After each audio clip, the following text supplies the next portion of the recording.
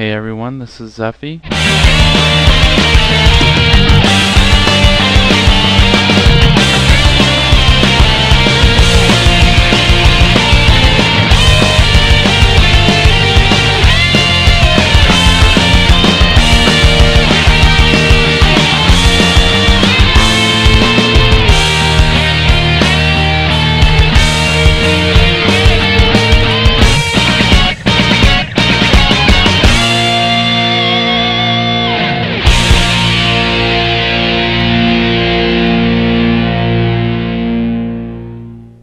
Hey, what's up everybody? This is Zeffy back for another bi-weekly Kingdom Hearts card review. We're on week 18.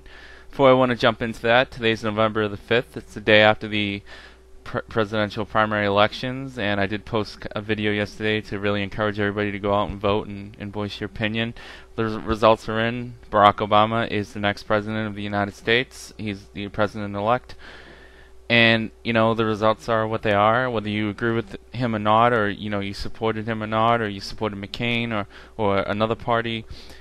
The results are in, it's all said and done. You know, you just want to walk forward with, you know, hopefully a bright future. And, you know, even if things go south or go sour, if you're a Christian and believe in person, you'll have faith in God to carry you through it. If not, well, hopefully you look to some source of stability in your life that, you know, even if our country takes a turn for the worse, you know, hopefully Obama's still our president and deserves our respect in that office, whether, you know, we agree with everything he's going to do or not do. And, you know, we still have a right to disagree and not support issues that we do not stand for as well. But, you know, he's the president. He's in that office, and we need to look at it in that concept as well. But let's jump over to Kingdom Hearts. Today I'm going to be reviewing Cloud. It's a level 4 friend, plus 9 support value, 4 magic value. The effect reads, you do not have to discard this card after the battle in which this card took part. Instead, return it to your friend area. That's a mighty powerful effect.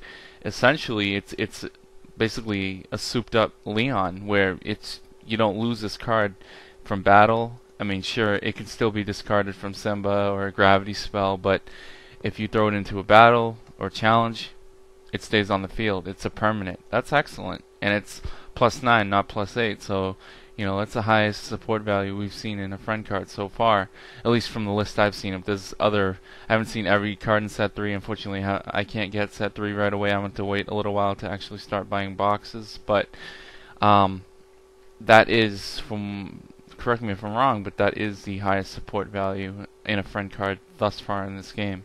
The only other highest support value was plus 8, I believe, with being Leon and Tigger.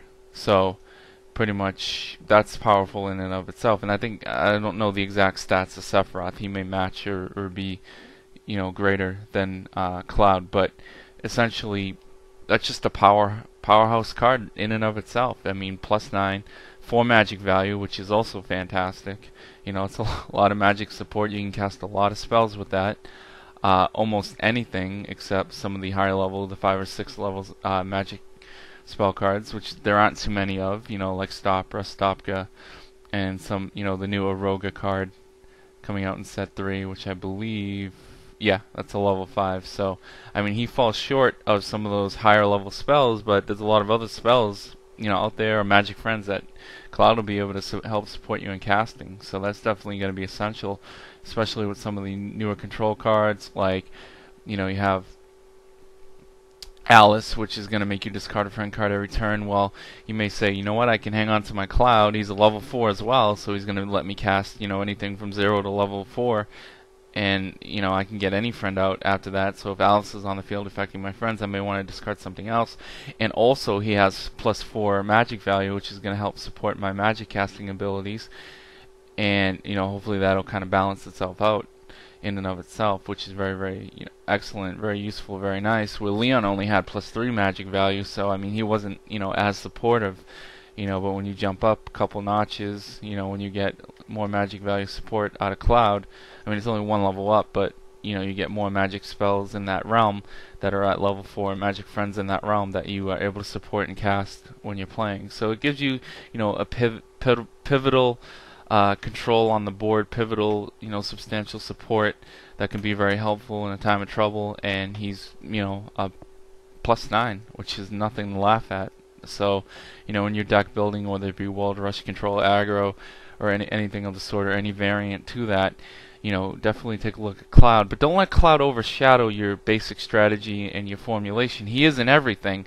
Yeah, sure, he's a powerhouse, but he could also be, a drawback depending on your situation. Like, for instance, when one of the new world cards, which actually only limits your ability to play 3 friends, he may actually be a drawback where you want to make room for something else, something more useful.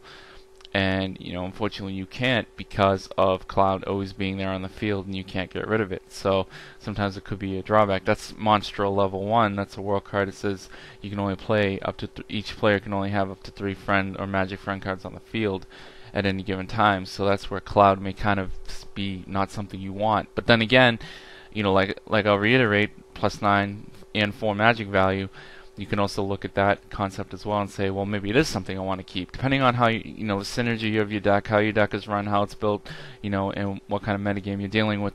You want to look at all these aspects and just consider every concept and every circumstance that you can think of. Playtest, work it out. This new set brings a lot of new ideas, a lot of new concepts, a lot of new card strategy that even myself, I'm not too sure what to go for. I have some basic ideas, and I play tested with my friend Roxas Laliette, and we were like, yeah, we think it's going to be like this, and then all of a sudden he gets his box and he's like, what, my opinion, my perspective on the whole set 3 is like completely different now with all these new cards that I've actually have seen now that they didn't review or I wasn't aware of beforehand. So, be open to change, but it's going to take a little while for some kind of meta to kind of step in and we'll see like a top performing deck or a couple different decks that are going to be like the top variants in organized play and so on.